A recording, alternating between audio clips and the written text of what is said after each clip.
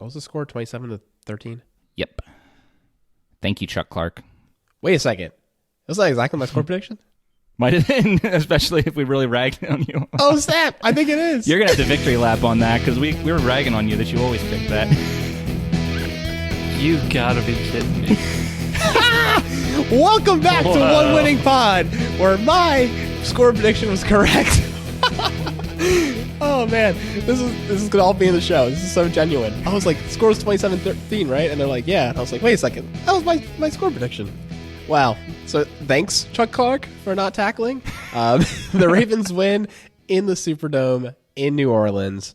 And, man, that was great. It was a good game where the Ravens played complimentary football and were able to get a key win right before the bye. But before we start diving into the analysis of the game, we do want to recognize that, unfortunately, One Winning Pod, Ravens recap before it, lost one of their longtime listeners. My grandfather passed away early Sunday morning, and he always talked about the shows and listened to everything. So we want to commemorate him and acknowledge his memory. May his memory be eternal.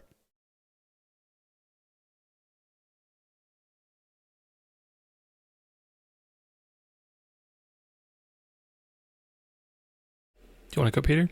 I was trying to think what the requisite amount of silence was. I was going with 15 seconds. So. That's fine. Which, of course, Alec could add in if you want.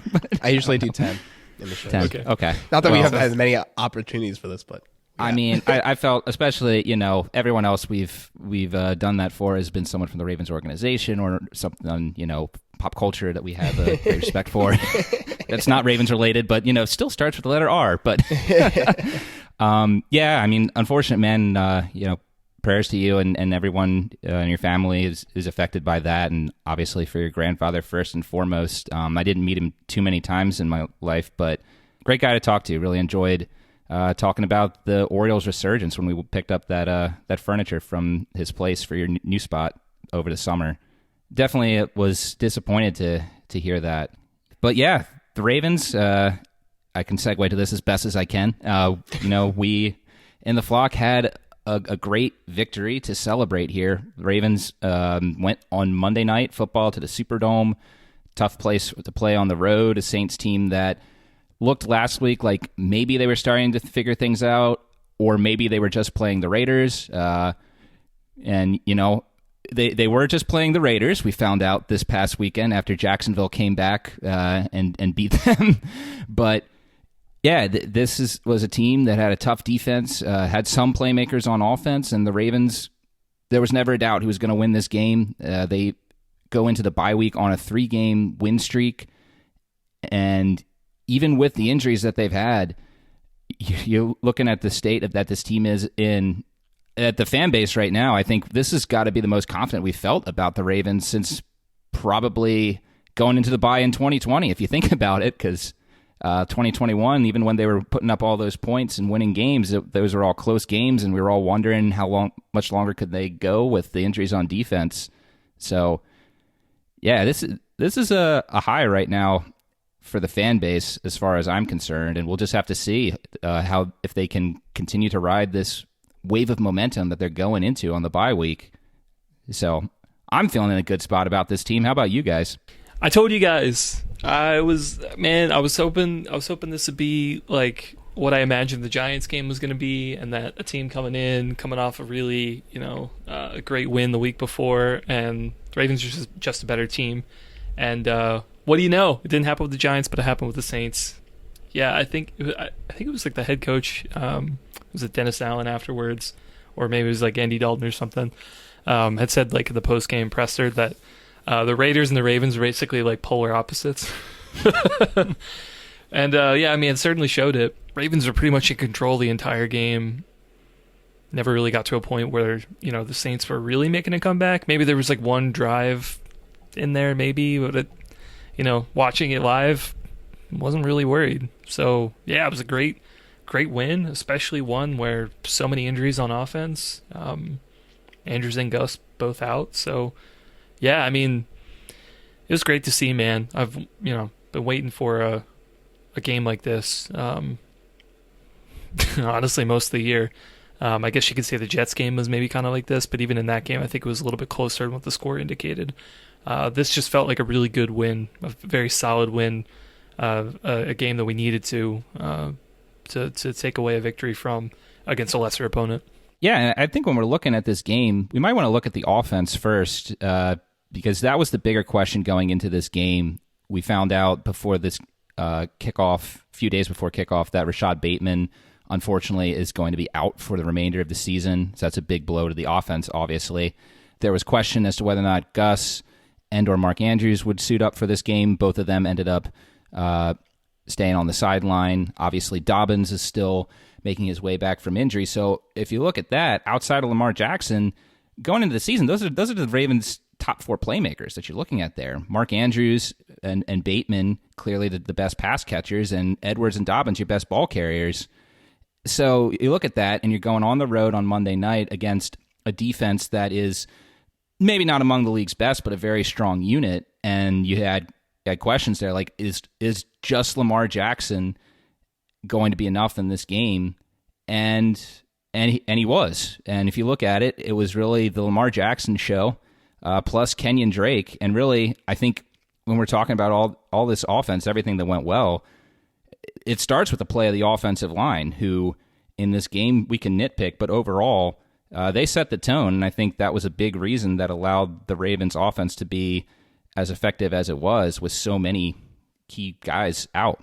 Yeah, Kenyon Drake was able to use the holes in front of him, get major positive yards, and compliments to the offensive line, Patrick Ricard, and to a lesser extent some of the tight ends, and also wide receivers. Everyone was blocking and contributing their part to enable these big run plays. I remember seeing Duvernay, didn't have many catches, but he had a nice, really good block on a third down play that let Lamar get the first down. And we saw Ricard just bullying people. And I want to give a shout out to him, because I remember saying earlier in the season he wasn't having that level of effectiveness, and I was worried that he wasn't helping the overall offensive scheme. But now that his effectiveness is through the roof, this is exactly what we needed. He's kind of playing a 2019 Nick Boyle role in this offense and just bullying people. So really a great progression from him, and the overall run game, where I feel like if we had this level of blocking, this is like the fanfic, we'll never know, this level of blocking with the geriatric running backs of last year, how good would the running game been?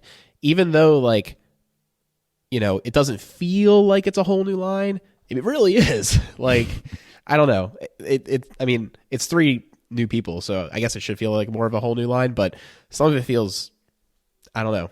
Is that a normal feeling, or do you guys feel like this is a whole new line other than the way they're playing?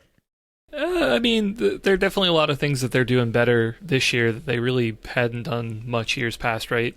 They're mixing, we talked about last week, they're mixing up some zone read runs. And you're just seeing just tons of pulls from almost everybody. Almost everybody is getting out in space. Stanley did a little bit of that. Moses is great at that. Linderbaum, obviously, and even Zeiler. Occasionally you'll kind of see them pull, but they're very athletic. 2 years ago, I think the Ravens probably had one of the biggest offensive lines in football. They're still pretty big, but then again, I think the athleticism and the ability to move in space, I think it's just something we haven't really seen before with this offense. So I think that's great. I think that kind of adds another level. Debatable, I guess, how good you maybe think Drake is, versus some of the guys from last year. But I do think I think Drake at this point has way more in the tank than anybody on the roster did last year. So I think there is that. But yeah, regardless, I agree with you guys. I had a great game overall. Just like I said, the first drive, I think maybe they struggled a little bit with the Saints. They were playing pretty well, making some good tackles and kind of keeping a run short. But as the game wore on, they just had their way with them, and the runs kept getting bigger, taking off bigger chunks. They really couldn't stop it. Did you guys see the Drake quote from the postgame? I haven't watched it yet, no. I missed it. Oh, it was something along the lines of the human body can only take so much punishing or something like that. It was total Bane vibes. What will break first, their body or their minds? whatever the quote was. Nice. But that kind of gets back to what we were talking about, though, right? a very punishing bully ball aspect game. And I feel like this might have been the first game where it really felt like it was bully ball. I guess, you had an aspect of it last week in the second half, but it felt like this game was like that the whole way through. Yes. Yeah, I agree with that too. Last week, it kind of felt, you weren't as sure of, was it the Ravens have figured something out to dominate opponents, or is it just that the Tampa Bay Buccaneers are just completely gassed and the Ravens just look like they're doing everything to the utmost extent because, well, their opponent can't do anything. They got no legs left. But yeah, you're exactly right. This game, they came out and there was no question that they were there to instill their will to go in and get the win. And it was great to see. And I agree. It was all 5 members of the offensive line there on run blocking. A guy who stood out to me watching it, and I don't know if it's just because I haven't focused as much on this guy as the others on the offensive line this game, was Ben Powers in the run game. Looked really good. There was a lot of instances where he was really getting downfield in his blocks, a couple second level. I think it was the first Kenyon Drake run. He had a particularly good block that really helped open a gaping hole for Drake in that one. Pass protection, there was a couple mistakes there for Powers, but from a run game perspective, I don't think this offensive line has looked this good from a run blocking perspective as they have in the past few weeks since the 2019 season. Because remember, 2020, they were really struggled in the first half and then got better as the year went on, but I don't think it was ever quite able to get quite to the levels of 2019. And then we all know what happened last year. So we know that the Ravens want to try and bring back, recreate the magic of 2019 as much as is possible. And one of the ways to do that is to get the offensive line back to being one of the best run blocking offensive line units in the league. And if they want to do that, the past couple weeks have certainly been moving in that direction. There's really, I don't even think there's anything negative we can say about the run blocking unless we're being really nitpicky, in my opinion. Yeah, I think it was all pretty good. The passing game, I think maybe we can talk about that a little bit. Look, all things considered, like we said, Bateman and Andrews both out. It's a little shorthanded. We finally brought up Deshaun Jackson. It's the first time we've seen him have some activity. He had a really nice catch. I think it was kind of like a deep curl route or something. Ended up getting like a 15-yard catch or something, which is great. Other than that, the ball was spread around a little bit. Robinson had a few catches, which I thought were good. He could have had a lot more if Lamar was a little bit more accurate with some of his passes. Likely got involved. Prochet got involved a little bit. Duvernay got involved a little bit. We kind of spread it around. Nobody kind of really stood out, but that's okay. I mean, this is a game to lean on the run game, so we didn't really need to put the ball in the air that much. But when we did, for the most part, it was effective. I do think here, just we need a little bit more consistency here. It feels like Lamar's kind of in one of his little funks. He kind of has this over the last couple of years where just like there are a handful of games that like doesn't really look like himself. He kind of regresses a little bit. I certainly think that there was a lot of good from him, but he's still kind of in a funk, in my opinion. I think he really needs a breakout game to kind of reassert that he's in like the upper echelon right now. Not saying that he isn't, but it's just from the play game by game. You know what I mean? So one thing I noticed is that they passed the ball to 10 different players this game, which is kind of remarkable. And it kind of alluded to a point that me and Garnett discussed last week when talking about the Ravens, is that, you can look at just the raw target numbers. You can look at a pie chart visualizing it, but it's hard to believe how incredibly concentrated the targets were to Mark Andrews.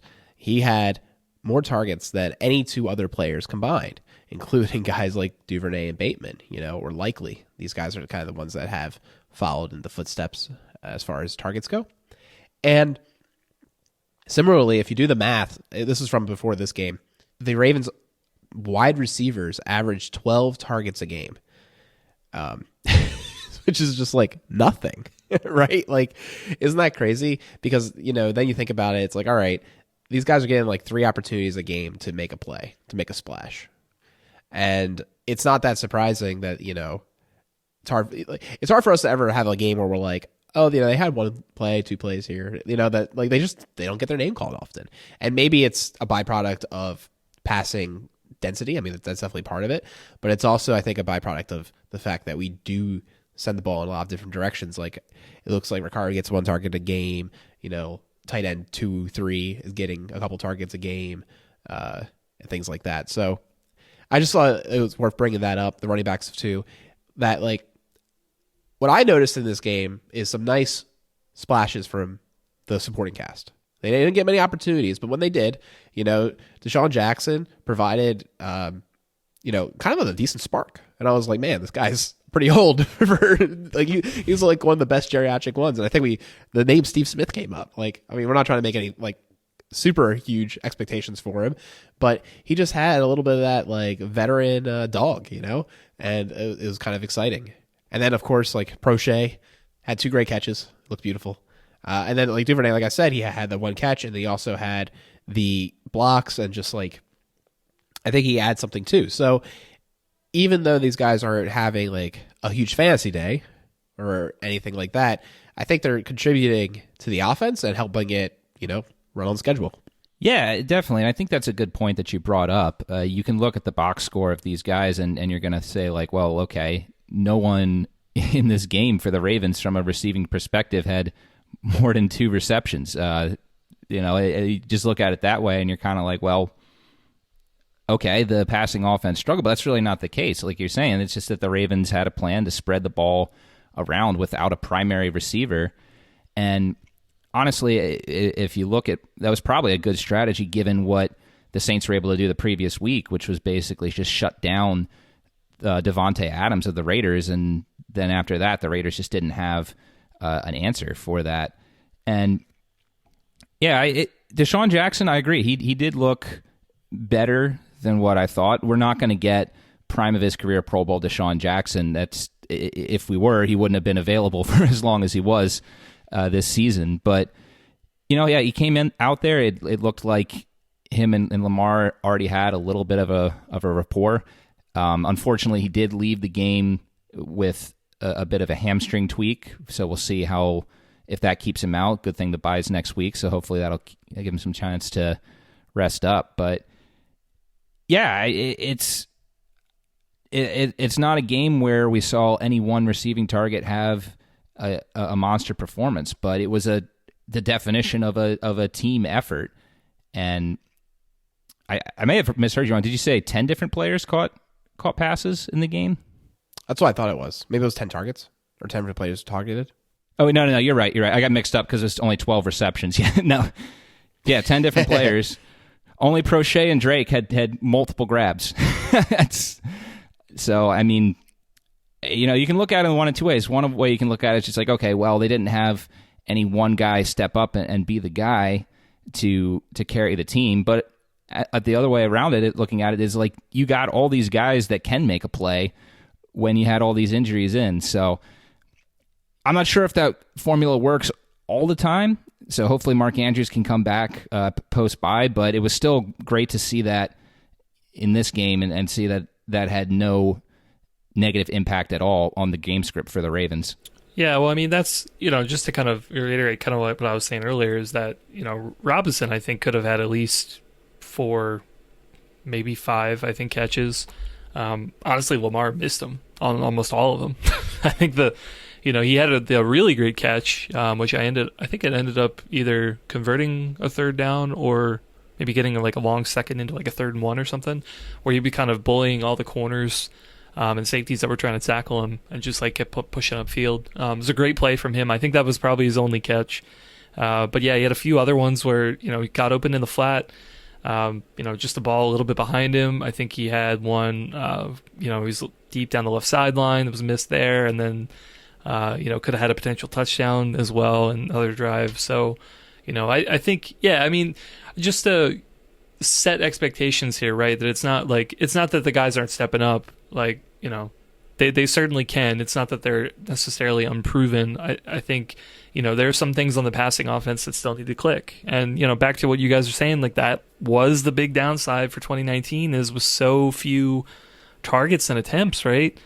You you don't have that much practice, honestly, to be able to like get that rapport and like get into a groove. You have to make the most of like the few opportunities that you do get. So I think we're just gonna have to see. I do think overall with Bateman being out for the year, it's gonna be a little tough because that is gonna put a lot more on some of these guys, just to use that raw talent when we are going to be facing better defenses toward the ends of the year, right? That's something that just is gonna have to happen.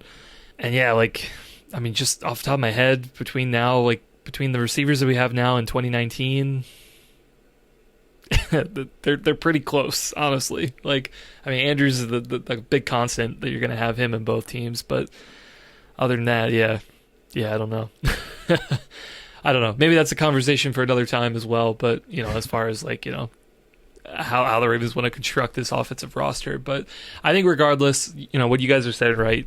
They spread the ball out a good bit, which is great. The guys are stepping up. We just need to keep iterating. Like Lamar said, you just got to keep grinding, keep getting better.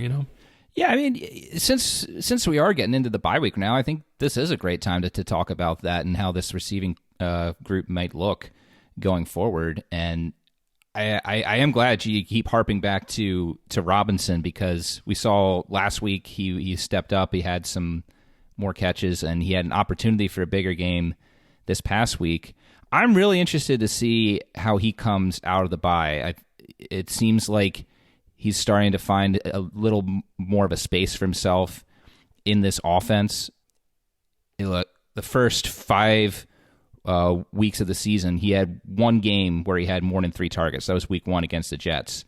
The past 3 weeks, 5 targets, 8 targets, 4 targets. It looks like they're starting to try and get him more involved. Yes, part of that is because of the injury to Bateman, obviously, but it seems like he's on the cusp of becoming a bigger tool in this offense. How big of his role will be, I don't know. I don't foresee him having, the stat line that he had in that last preseason game in the regular season regularly. Maybe he'll have one of those games, maybe against Jacksonville or against the Panthers in the back half of the schedule. But yeah, maybe he's a guy who catches a deep ball every now and again.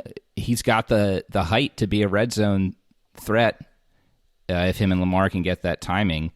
He's an interesting 3rd or 4th option for this offense that we kind of wrote off, or at least I did, just after the first couple weeks of the season. He wasn't producing what we saw in the preseason, which I wasn't expecting him to either. I made that clear when we were doing our review of that game. But I don't know. I've liked the potential that I've seen from him the past couple of weeks, and I'm curious to see if the Ravens are able to get some more out of him in this second half of the season. I think there's an opportunity there for a bigger role for Demarcus Robinson. Yeah, I totally agree. Honestly, I think that'd be perfect, man. If you just catch a couple targets on some deep routes would be great. He's also proven he can do some stuff underneath too, right? He can do a couple of dig routes or slants or something. And if he gets a little bit of space, I think he can make guys miss. He also is, as long as he's not super overpowered by somebody a lot larger or a lot stronger than him, I think he can get some of that yak, even if he is in traffic. But honestly, I think the key for me is to try and keep him as our Y, an outside receiver, so that Duvernay doesn't have to play that all the time. Duvernay is another weapon, but I do think that he has a unique set of skills that are probably more predicated to more drawn up plays specifically for him. Whereas I just feel like I don't think Duvernay's strength is necessarily of an outside receiver. You give him the ball on a run play, you give him in a screen or something, you get blockers in front of him and let him kind of have the vision to be able to do some of that stuff.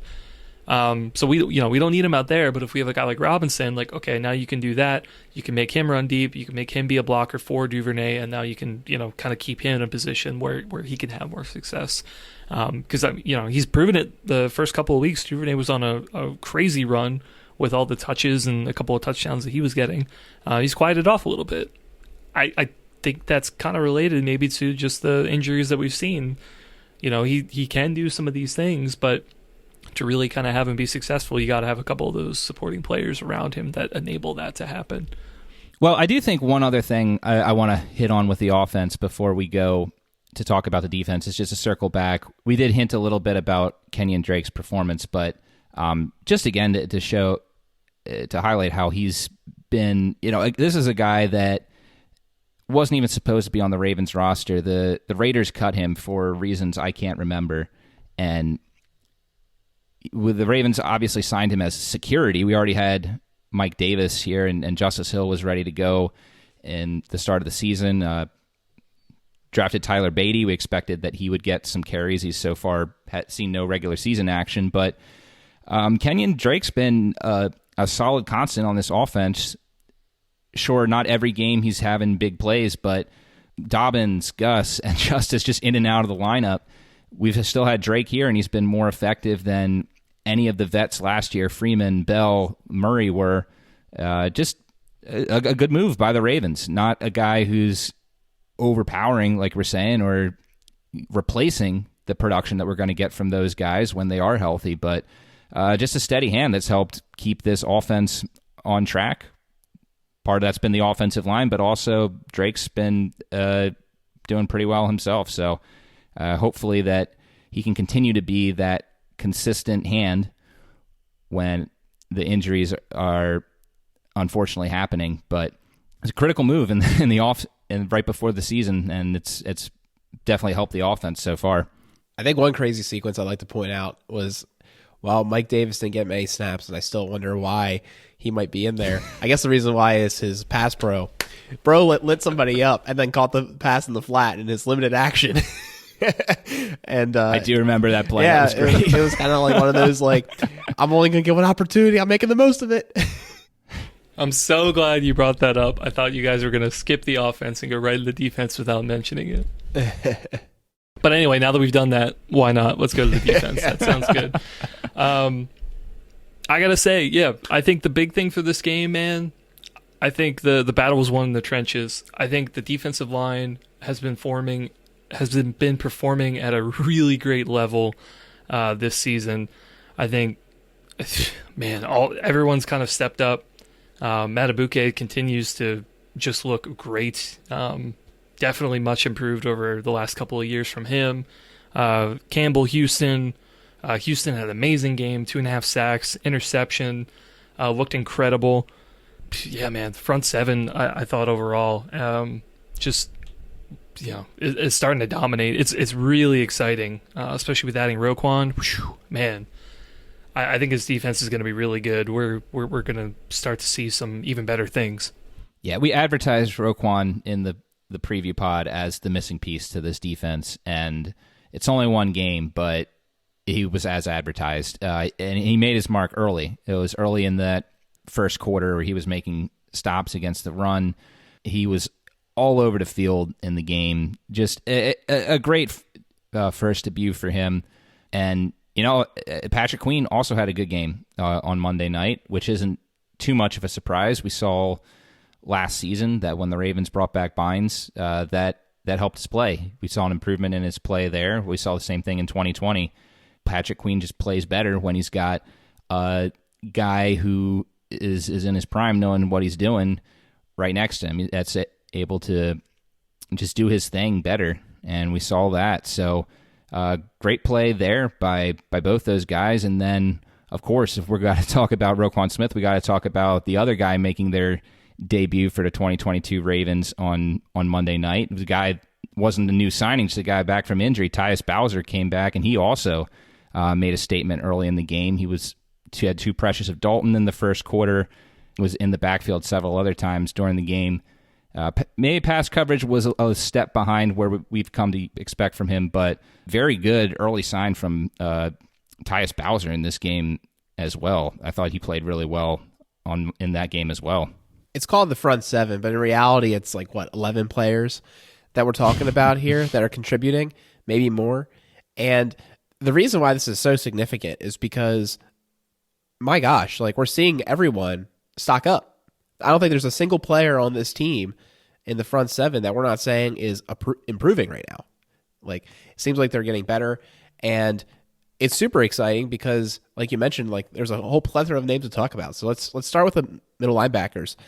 Queen had another great game. He played more snaps than Roquan. Not that surprising given the fact of a limited time to get installed in the defense.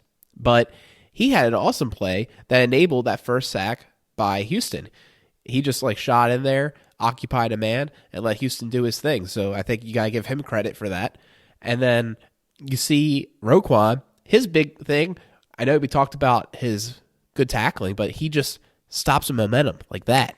And once he made impact, the people were not falling forward. They were falling backwards. And that was the difference. That was the difference in those two plays back-to-back that he had the tackle is they didn't fall forward. They line up, a yard or two short of the sticks, and they have to punt the ball away. And that was just huge impact. Yeah, you know what? On the inside linebacker play, man, I really think I would really be curious to kind of watch more film to kind of compare game plan here. But one of the things that I thought it really was kind of apparent against the Saints was that because the Ravens could play their linebackers and were more confident that they could play well in pass coverage, was that in this game you almost always saw Geno and Chuck playing two deep safety, like way back away from the play. Which honestly, made me kind of think when I was looking at the film, it was of like, okay, well, why is Chuck so far back? Usually, we kind of see him have some more tackles. We see him a little bit more involved in terms of like actually stopping the offense. But here, it's just, he's sort of just kind of the last man there, just not really letting anything get behind him, but also not being the one to really make those plays. I really feel that with Roquan and with Queen continuing to elevate his play, we're going to see a lot more of that, where now our safeties don't have to be the ones to be able to make those plays. They can be more of the, okay, maybe gamble a little bit, do the Marcus Williams thing, trying to figure out, like, okay, take some shots on trying to get a turnover, right? Or doing some of this stuff. They don't always have to be in the right position to be able to make the tackle, to be able to make the stop. You can count on the front seven, you can count on the middle linebackers to be able to do that for you, and they can play a little bit more loose on the back end. I really thought that was apparent with the Saints game plan. That's why you saw so many tackles from the linebackers and from the corners.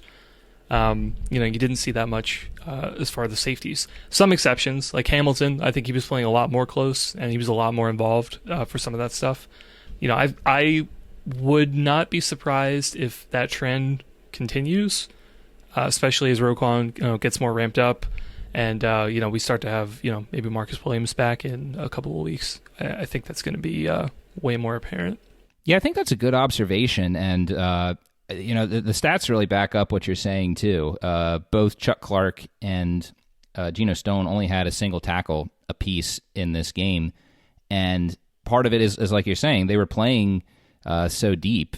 Hamilton was the safety that was close up on the line. They kept those guys back deep, and the Saints really didn't get the ball downfield terribly much.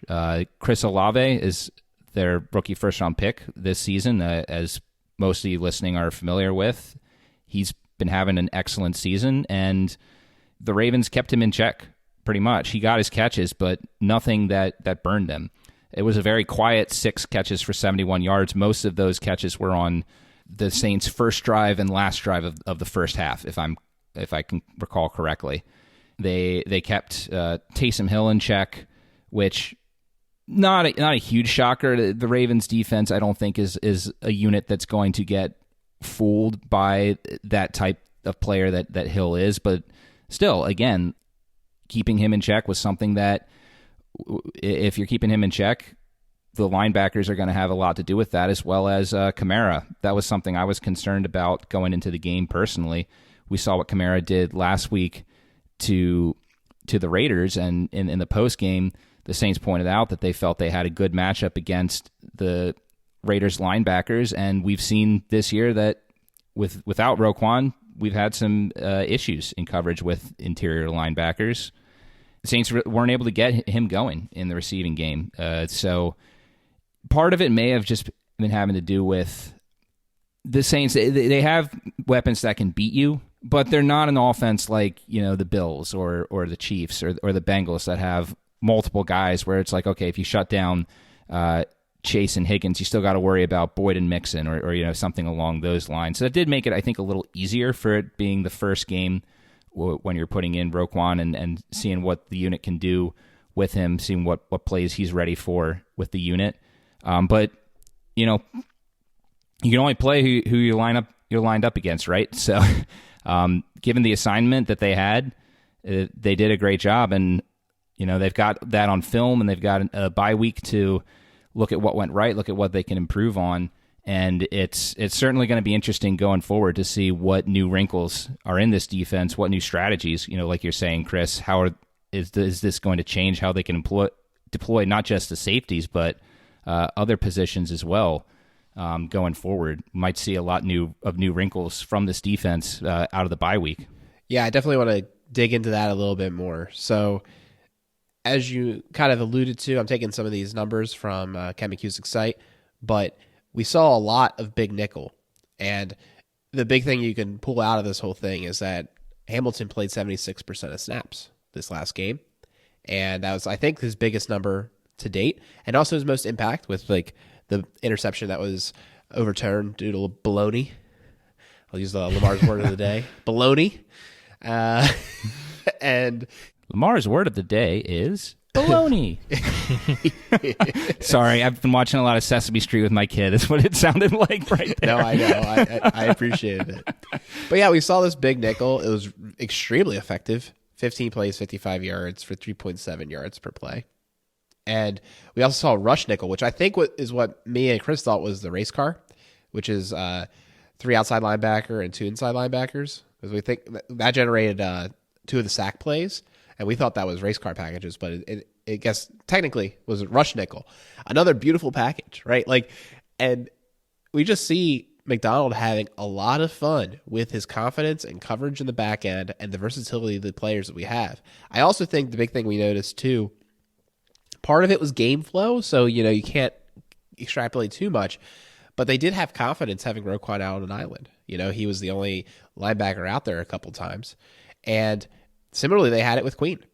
They both. I think they actually both participated in snaps like that. So I just think we're going to see a level of creativity out of this defense and package personnel, particularly if the offense, again, plays complementary football, allows them to do some of this stuff.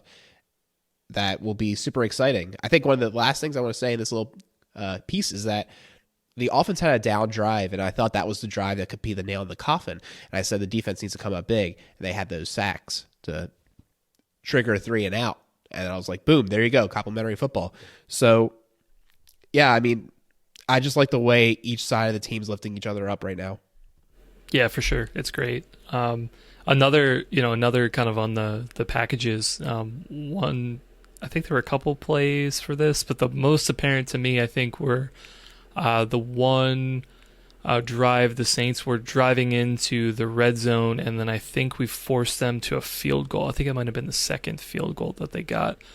I guess it was big nickel, but it was aligned in such that it almost looked like a 4 safety look because they moved Brandon Stevens as sort of like the free safety in the middle, and then they would have Geno and Chuck on either side. So it was kind of like 3 safeties back, but then they also have Hamilton underneath.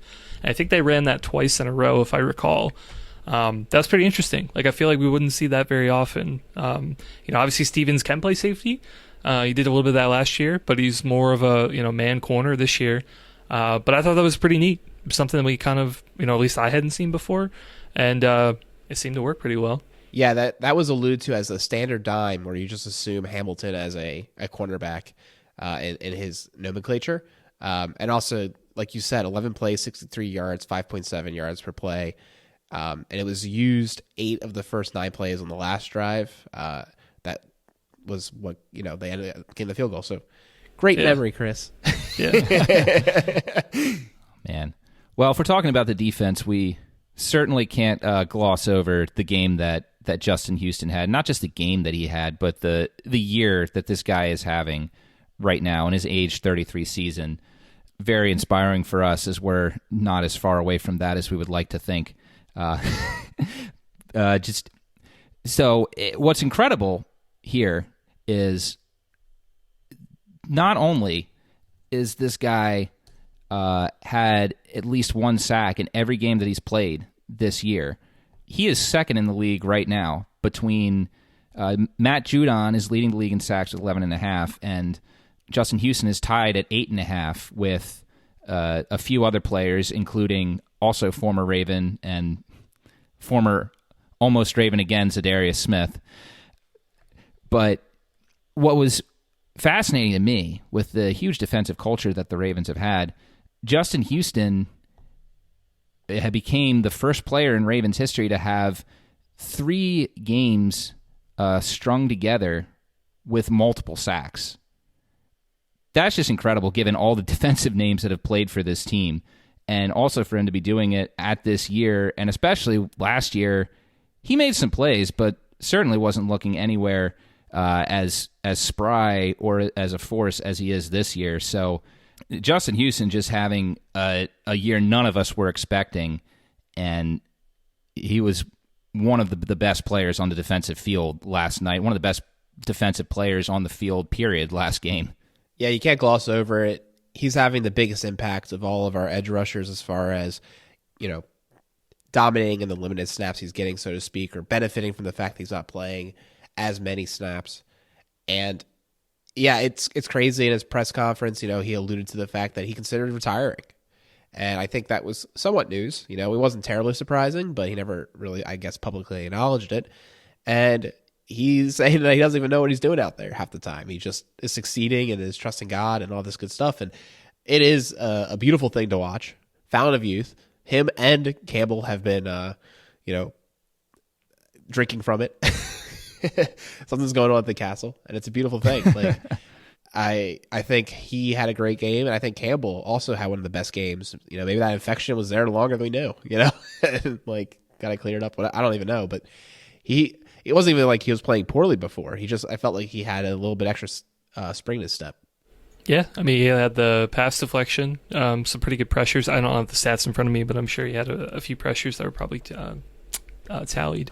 It's amazing for me, too. We're talking about how Houston has limited snaps. Campbell, does, but also, doesn't. He still plays a good bit on defensive snaps, but he also, it's just amazing looking at, all the special team snaps that he gets to. He's on the field goal blocking, he's on punt blocking, he's just out there all the time. It's just crazy. He's still continuing to play at a high level, and one of the things that kind of blew my mind too was that he is the oldest starting defensive player in the league, in the entire league, and just the fact that he's playing at such a high level and still having a good bit of snaps in all phases of the game. That's incredible.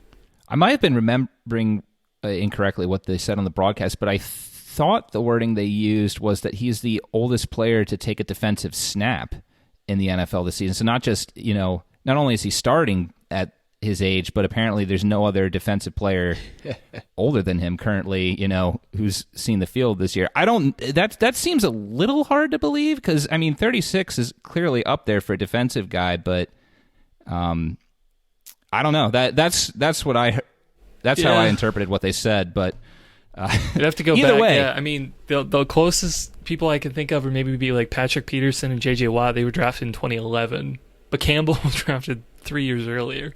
So I don't know if there's anybody. I'll have to look and see if there's anybody drafted in 2009 or 2010. J.J. Watt is also 33. Yeah, so either way, regardless of whether or not he is or is not the oldest, he's certainly one of and is still playing at a high level. So excellent free agent signing by the Ravens there. This is now the third year they're getting out of this guy, and that's something, especially when we look at other free agent signings that the Ravens have had recently of veteran guys, and you're not usually getting that, as we know. That's not going to surprise anyone. So, it's always great to see that, regardless of whether or not this is Campbell's last year or not. The Ravens have gotten excellent value out of that signing. And not just from a playing standpoint, we know from a leadership too. He's been a great leader for the Ravens defense as well. So excellent there, and he's meshing very well with the young guys on that line. Who, man, you had so many defensive linemen in this game get pass deflections. You had Campbell there, Matabike got in there, and Urban. and Urban, of course. I'm going to forget Urban, the one that knocked into Houston's hand for the interception. It was a volleyball team there. They were playing volleyball out there. Yeah, going into the bye, it's super encouraging to see this defense really starting to click. And they haven't even got all their toys back yet. Ojabo is going to be in the mix eventually. And I think it's just super exciting. I mean, I think the thing that's crazy about this version of the team is if you look at the snaps, there's a couple players that just don't exist anymore as far as getting used. You're seeing a lot less of the, I don't know, for lack of a better word, random linebackers that we've had throughout the collection of the year. It's the guys that we all accounted for at the beginning of the year that's getting the majority of the snaps. And we're seeing higher snap rates out of certain players that we were hoping would have growing roles like Hamilton, which is helping clear up some of the issues we're seeing with the slot corner. Where it was a kind of a roller coaster of who's going to be in there, who's not. And I hope that obviously we start having some answers there. And I think we want to see a slot corner really emerge and become a more reliable player. But in the short term, and even maybe in the long term, this defense might be able to get away with leaning on the super depth of outside linebackers, super depth at safety, and a newfound excellence at inside linebacker, honestly. Not even taking away from Queen, but we have 2+ now, with Roquan there. So it's all wheels up. Yeah, and I think that's a good thing to point out because while there was plenty of good to go around, there were a couple negatives in this game that we can point out a bit. A lot of people are talking about it. This was not Marcus Peters' best game, particularly at the end of both halves. He made a couple gaffes before halftime, one of which, if Andy Dalton could have made an accurate pass, he had, I believe it was Marquez Callaway, wide open in the end zone, just overthrew him. Yep. And that was an easy touchdown. The Ravens, maybe that would have changed momentum a little bit. I don't know. That would have been 14-7 going into half instead of 14-3. I think the Ravens still would have won the game, no problem. But still, again, the end of half woes did still pop up a bit for this team. And, of course, there was the play that gave me a little bit of a sweat in our tight end premium best ball dynasty. I was winning that game comfortably, and then that touchdown happened, and I'm down half a point, and it's just needed Lamar. Those last rushing yards that Lamar Jackson got on that final drive was enough to put me back up by half a point and escape the win. But regardless, anyways, yeah, I mean, that was a bad gaffe. I guess it's not a big deal because the game was won at that point. I don't really know what Peters and Clark were really thinking there, but it wasn't the best of looks, but at the same time, like we're saying, it didn't really have an impact on the game. Peters, to his credit, I think he has made some good plays this year, but he's also had some opportunities, particularly in the Dolphins game we all know, and then some other instances against the Bengals and the Browns this year where he's given up some plays that generally we wouldn't see him do in the past. So he doesn't seem like he's 100% right. A lot of people are saying that. It's possible. I'm not a medical expert when it comes to that, but hopefully the bye is coming at a good time for him, and we can see him come back to the all-pro self that he's at, because while Marlon Humphrey's come back and been absolutely shut down, outside of that, obviously we've had the injury to Kyle Fuller. Pepe and Armour Davis have shown flashes but aren't quite where we need them to be yet. And we've had Stevens play some corner, but having a full strength Marcus Peters, if we're really trying to be greedy with this defense, would just be icing on the cake. And hopefully Peters can continue to work through his injury and work back to the guy we all know he can be, because he's obviously such a huge difference maker and turnover machine when he's able to. Yeah, physically I have no idea. I feel like the mentally, I think it's like, I don't know. It's just like there are a couple gambles of just, is he running a post? Nah, he's running a corner route. Just like not kind of, I don't know, not making the right decisions. But I mean, again, like, I guess on those sort of things, like maybe it is a physical thing of just, being able to react split second that he's going one way or the other. I don't know. But yeah, there's been a few things like that where I just felt like the decision making like hasn't been quite there. obviously 2019, that was something where we'd look and say, like, oh, Peters, he's so smart. He has safety help behind him, and that's why he did the gamble and was so smart. And we just, like, haven't seen that level this year, It's just like, oh, well, Peters, why didn't you, like, go on that route instead of that route? It's just, I don't, for what it's worth, I don't blame him on the touchdown at the end with the tight end. Like, it's just a weird play. It's just a weird play. If anything, Clark, I just wanted Clark to put a hand on him to just make sure that everything was cool. But I don't know. That was a little weird. But yeah, but other than that, yeah, I think earlier in the game, I think he had like at least 2 corner routes kind of completed on him that weren't great. I don't know. Yeah, I hope that whatever it is, man, they can get back, because just the last couple of weeks, I feel like he's had a couple of just head-scratching moments. Fortunately, none this game, but the last couple of games, a couple of holding calls and pass interference. I'm like, I know that's, somewhat expected with this defense, but also, like, it really sucks having that, like, on a third down where you're expecting to get off the field. But yeah, we'll see. Look, man, we've had a lot of worse corners out here. Like, Marcus Peters is nowhere near the bottom of that list, so I'm not, like, that worried. But, yeah, it would be nice if he was back to his all-pro self, too. My hope is that it's mental lapses. My fear is that, like you said, Chris, I think it probably is a physical thing more than anything. I just have a feeling that he's gambling and unable to recover quite like he once did, and it's making his gambles more costly. And it's going to be hard to teach an old dog new tricks when it comes to his go no go of gambling. And I'm wondering if he's going to fall off. I hope not. I hope this is like all speculation, but I'm curious if his fall off will be more severe than other elite older players because of it. Because his elite skill was a mental thing that leveraged physical ability. Just a thought. Yeah. I hope I'm wrong. I hope that's not what it is. Because I really want him to come back from this injury and just dominate. And it's poor timing. The injury's right at that place where the cliff might be anyways. You hate to blame it on the injury. And you hate to lose one last good year, so to speak, from him. So I'm hoping he's able to come back. That would be awesome. He looked like at the beginning of the year. Do you want to go into MVPs? I think so. All right. So here's the thing. We're gonna have some sort of poll or conversation we want to start on Twitter about this next player. I've been calling him Hammy, which has a negative connotation, I know. So maybe we need to workshop this. Chris mentioned last night K.Ham. Obviously, these are both names coming from the musical Hamilton. And I feel like we have to come up with some nickname for Hamilton, as he's going to be a big player on this team for hopefully a long time. And yeah, so send in your ideas. You can tweet at us. We'll have a tweet later in the week, I'm sure. But start thinking about it. Start thinking about nicknames for Hamilton. And but yeah, he's my MVP of this game. Should have had his first career interception, but it was overturned for the Bloney word of the day call. And he also just contributed in a couple, key plays. He was out there for 76%, so there was a lot of good plays that he was around for, and I thought his tackling was solid, which is a big win too.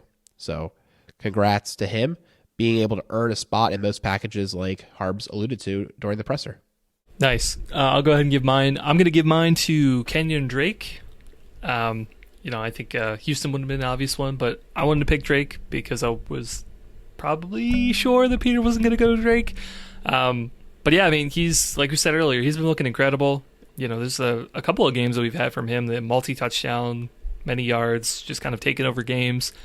For a guy who's, once Dobbins and Edwards are back, is going to be projected to be the third running back. Like, that's incredible. Like, he's playing an incredible level for a third running back. Honestly, maybe even fourth because we have Hill. So it's way better than anything we had last year. He's balling. It's great to see. Excellent. I love it. Yeah, there's so many we can give out, and as a result, I have to give out co-MVPs because I just can't pick.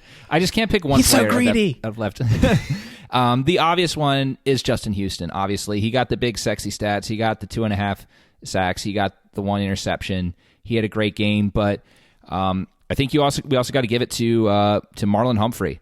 Led the team in tackles. Had that sack that forced that second field goal I mean, honestly, it was a team sack because when you're overloading with that many players and you just overwhelm the line, it's just whoever gets to the quarterback first is going to get the sack. But again, in coverage, Marlon Humphrey has just come back from his injury last year and from just having to do too much in a beat-up secondary last year and just has come back as his all-pro self. He's been a huge reason why this defense has been able to right the ship from their shaky start at the beginning of the season.